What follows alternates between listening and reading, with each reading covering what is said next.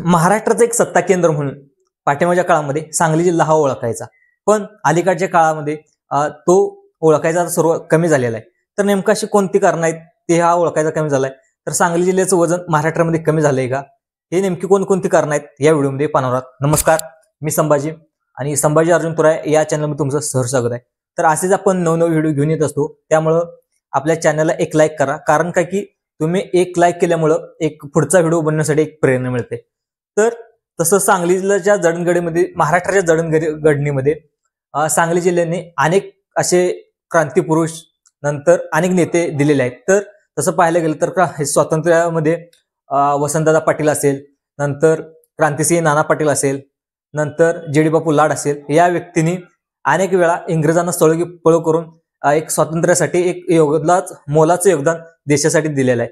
तर दुसरं पाहायला गेलं तर वसंतदादा पाटील यांनी महाराष्ट्राचे मुख्यमंत्री, नंतर पाटबंधाऱ्याचे खात्याचं ह्या विभाग सुद्धा सांभाळलेला आहे. यांच्या काळामध्ये सहकार क्षेत्राचं आणि साखर उद्योगामध्ये एक मोलाचं काम झालेलं आहे.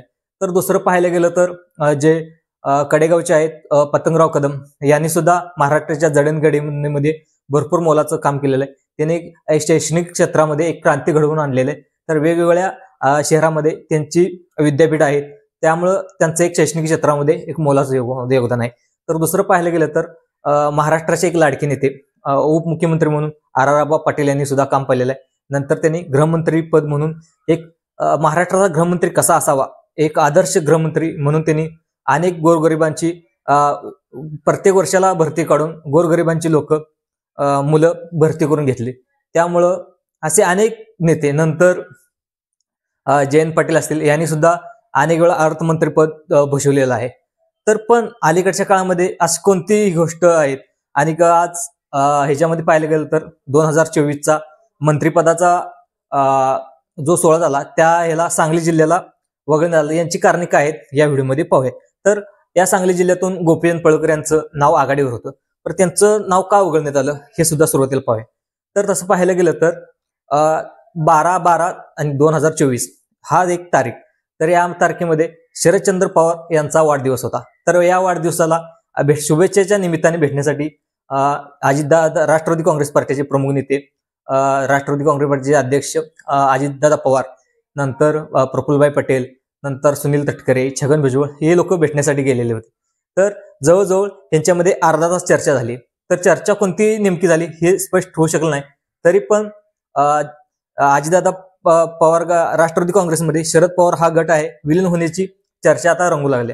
तर दुसऱ्याच सूत्राच्या माध्यमातून कळते की शरद पवार गटाचा एक ज्येष्ठ नेता अमित शहा यांना भेटण्यासाठी गेला होता. तर त्यांच्यामुळं सांगली जिल्ह्याचं जे मंत्रिपद आहे हे राखीव ठेवण्यात आलेलं आहे, हे सुद्धा महत्वाचं पाहावं लागणार आहे. तर दुसरं पाहायला गेलं तर शरद पवार गटाचे प्रमुख नेते जयंत पाटील यांनी एक विशेष अधिवेशन भरलं होतं मंत्रालयामध्ये. त्यांनी एक वाक्य उच्चारलं होतं, राष्ट्रवादी काँग्रेस पक्ष हा योग्य वेळी योग्य निर्णय घेतो. त्यामुळे सुद्धा राष्ट्रवादी काँग्रेस पक्ष विलीन होणार का या चर्चा रंगू लागल्या होत्या.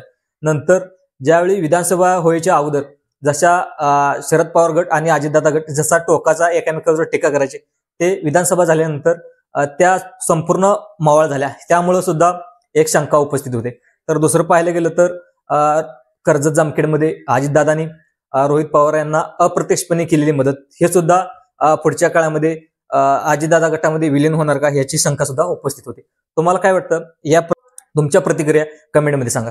तर दुसरा महत्वाचा मुद्दा म्हणून पाहायला गेलं तर गोपीचंद पळकर यांचं सांगली जिल्ह्यातून त्यांचं नाव एक मंत्रिपदासाठी आघाडीवर होतं, पण शेवटच्या क्षणी त्यांचं नाव कापण्यात आलं. त्यामुळं जे महाराष्ट्रातील गोपीचंद पळकर यांच्यावर प्रेम करणारे कार्यकर्ते आहेत त्यांचा एक नाराजीचा सूर उमटत आहे.